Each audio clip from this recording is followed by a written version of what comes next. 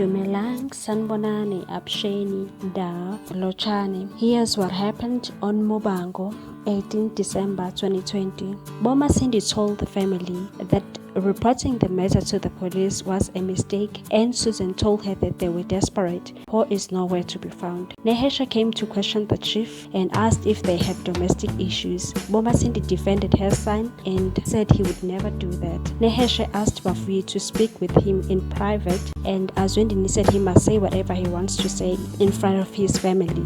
But Nesha had convinced him to talk in private. Mahangwane was worried because she thinks there's an intruder in their yard and wanted to call the police just to make sure that there's no one in their yard. Sharon lied and said she already called the cops and she checked the yard. There's nothing going on. But Mahangwane called the police anyway and reported a break-in. Shez was so worried, thinking about her tenant. Nesha was questioning the chief and asked Azwendini how was the relationship between him and Paul before she left. The chief asked if he's the shrink or investigating Paul's disappearance because things were fine between him and Paul and they never fought, and he was not about to discuss his marriage with him. Nesha had threatened to open a case against him, but still he wouldn't talk. Umuzi bought so many presents for Gugu and he came all the way from Cape Town to see Gugu. Muzi is so sweet, guys. Denda and his uncle were worried about Mpo since she left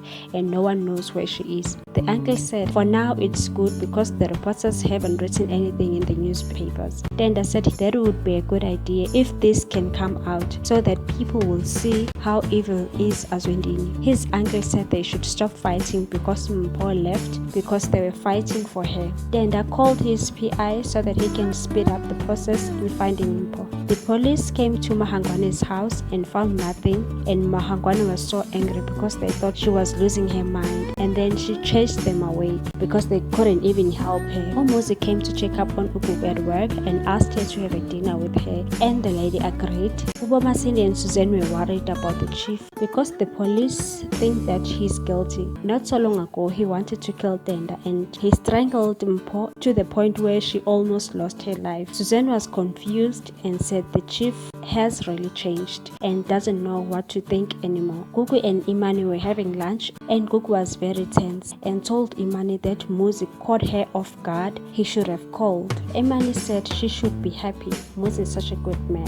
Gugu said she's no longer in love with him and she needs to tell him. On the other hand, Muzi and Hulisani were at the restaurant having lunch. Muzi showed Hulisani a ring for Gugu and he's ready to propose. Boma Cindy told the chief that they should prepare a statement. It's only a matter of time before the journalist found out about the matter. While they were having that conversation, Nesha came and told them that they found Mpo's body and the chief must come with him to identify the body. Muzi and Gugu had a dinner and Muzi couldn't stop complimenting Gugu, and then he asked Gugu to marry her. Gugu looked so surprised. It's as if like she just saw a ghost. The chief, Suzanne and Boma Cindy came back at the morgue and the body that was at the morgue was not Mpo, and they were so relieved that it wasn't her. Boma Cindy said it's been a while and they haven't found her. Maybe they will end up getting the same thing. Azwendini said she mustn't be so negative. They will find her.